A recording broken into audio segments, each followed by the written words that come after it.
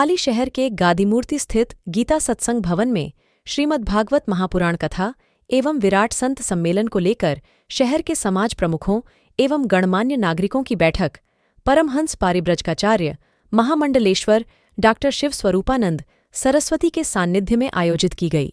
गीता सत्संग भवन अध्यक्ष स्वामी प्रेमानंद ने बताया, वात्सल्य स्वरूप दीदी माँ साध्वी की कथा 20 फरवरी से 27 फरवरी तक आयोजित होगी। उस जन्म भूमि पर विराजित है। बहुत बार लोगों ने कहा कि आप सब तो साधु संत हैं, ये झगड़ा करने की जरूरत क्या है, ये मंदिर तो बहुत सारे हैं, अगर मंदिर नहीं बनेगा तो क्या हो जाएगा। तो मैंने कहा ये मंदिर और मस्जिद का झगड़ा है कहाँ? ना तो ये मंदिर का झगड़ा है और ना ये मस्जिद का झगड़ा है। यदि मस्जिदों से चिढ़ होती तो भारत में फिर मस्जिदें और क्यों होती। ये बात मंदिर और मस्जिद की है ही नहीं, ये तो राम जन्म भूमि की है। क्योंकि मंदिर तो कहीं भी बना लोगे पर राम की जन्म भूमि आप कहां से लेकर के आओगे। ये तो हमारी अस्मिता की बात है, ये हमारे गौरव की बात है। आप देखो, शायद ही कोई विश्व में ऐसा देश होगा जहां भारतीय जाकर के ना बसा हो, फिर भी वो अपने घर की पैतृक भूमि को नहीं बेचता। 2 साल 5 साल में कभी ना कभी आता है, दीपक जलाता है, पड़ोसियों से कहता है या घर के और रिश्तेदार उसकी भूमि की देख रेख करते हैं। वो क्यों नहीं बेच देता? वो तो चला गया, क्या उस भूमि से मोह? वो कहता है नहीं, मेरे पूर्वजों की है, मेरे पितरों की भूमि है। एक साधारण से व्यक्ति को अपने उस पितरों की भूमि को बेचने में या छोड़ने में इतनी पीड़ा होती है, तो ये तो सारे सनातनियों की भूमि थी, वो साधारण भूमि का टुकड़ा कैसे हो सकती थी? वो हम सबकी अस्मिता थी। पूज्य दीदी माँ जी ने उसके साथ संघर्ष किया और ये हमारा गौरव है कि हमें उनसे सन्यासी होने का सौभाग्य प्राप्त हुआ है। और बंधुओं, निश्चित रूप से कोई भी संतान अपने माता पिता के या अपने गुरुजनों की प्रशस्ति गाती है, लेकिन हम उनके शिष्य हैं इसलिए नहीं गा रहे। हम इसलिए गा रहे हैं क्योंकि भारत में रहने वाला जो भारत से प्यार करता है, जो सनातन से प्यार करता है, वो हर कोई दीदी माँ से प्यार करता है। क्योंकि दीदी माँ किसी संप्रदाय में बंधे हुए नहीं है, वो संपूर्ण राष्ट्र की अनमोल धरोहर है। और इसका गौरव आपको इस बात से पता चलेगा कि एक बहुत बड़ा सम्मेलन था जिसमें संघ के बड़े बड़े पदाधिकारी भी थे, शंकराचार्य भी थे, मठों के महामंडलेश्वर भी थे, उद्योगपति भी थे। पर पूज्य दीदी माँ जी जब उस मंच पर पहुंचे तो सब क्या कहते हैं कि हमारी शक्ति आ गई। यानी कि दीदी माँ के रूप में जो शक्ति का दर्शन करते हो, ये इस देश का गौरव रहा है। और निश्चित रूप से मेरा आज आपके सबके मध्य में आने का हेतु भी यही था कि बहुत बार लगता है अरे कथा हो रही है, न जाने कितनी कथा हुई और आगे भी होती रहेगी, परंतु मात्र पूज्य दीदी माँ जी कथा कहानी नहीं सुनाते। पूज्य दीदी माँ जी हमको उस सत्य का दर्शन कराते हैं जिसको जानने के बाद इस सृष्टि में कुछ भी पाना शेष नहीं रह जाता। वो हमें भारत की संतान बनाते हैं, इस देश के प्रति जिम्मेदार नागरिक बनाते हैं। हमारा आचरण व्यवहार कैसा हो, जन्म तो हमारा सुंदर हो परंतु मृत्यु कैसे सुंदर होगी, ये सब तो हमें तभी पता चलेगा ना जब हम किसी महापुरुष के चरणों में बैठेंगे। जाति और पंथों से निकल करके अपने आप को हिंदू कहना पड़ेगा, तभी हम अपनी आने वाली भविष्य की पीढ़ियों को सुरक्षित भारत देके जा सकेंगे। यदि हम अपना परिचय अपने पंथों में देंगे ना तो फिर ऐसी ही स्थिति होगी।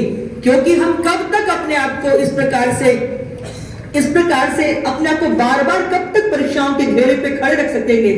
जो हमने अभी झेला वो हमको झेलना ना पड़े, उसके लिए हमको संगठित रहना ही पड़ेगा।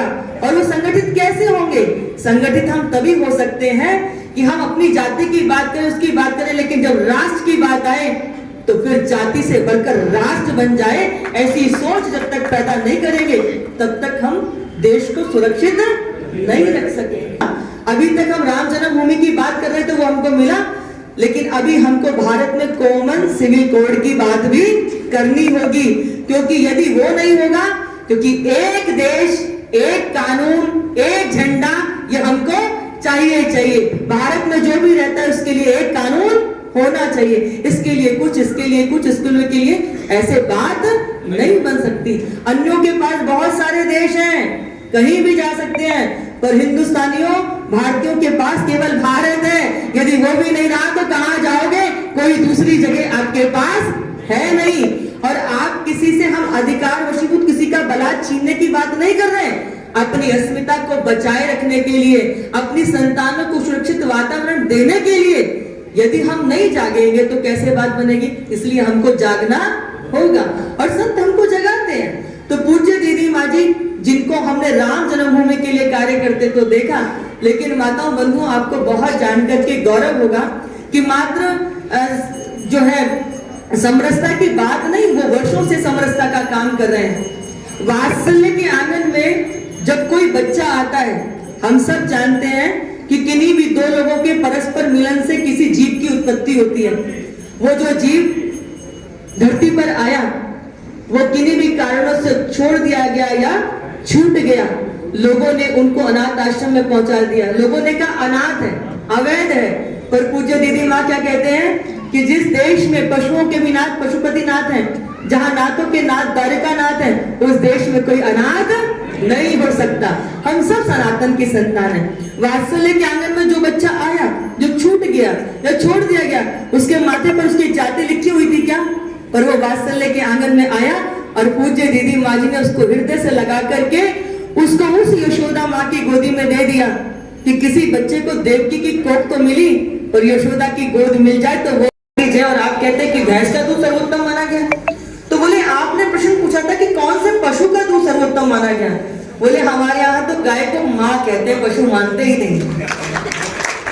तो जिन बच्चों को जन्म लेते ही अपनी माँ से दूर हो गए, उन बच्चों को भी अपनी माँ का दूध मिल सके, इसलिए दीदी माँ जी ने वहां बड़ी सी गौशाला बनाई और संपूर्ण गौशाला का दूध बच्चों की सेवा में समर्पित होता है। साधुओं के द्वारा सेवा हो रही है तो साधुता थोपी नहीं जा सकती, किसी को जमीन देके उसका आसमान छीना नहीं जा सकता। इसलिए पूज्य दीदी माँ जी ने वहां संवित गुरुकुलम इंटरनेशनल विद्यालय बनाया, जिसमें पढ़ लिख करके बच्चे आज के समय के साथ आंखों में आंखें डालकर बात कर सके, उस प्रकार का उनको योग्य बालक बनाया गया।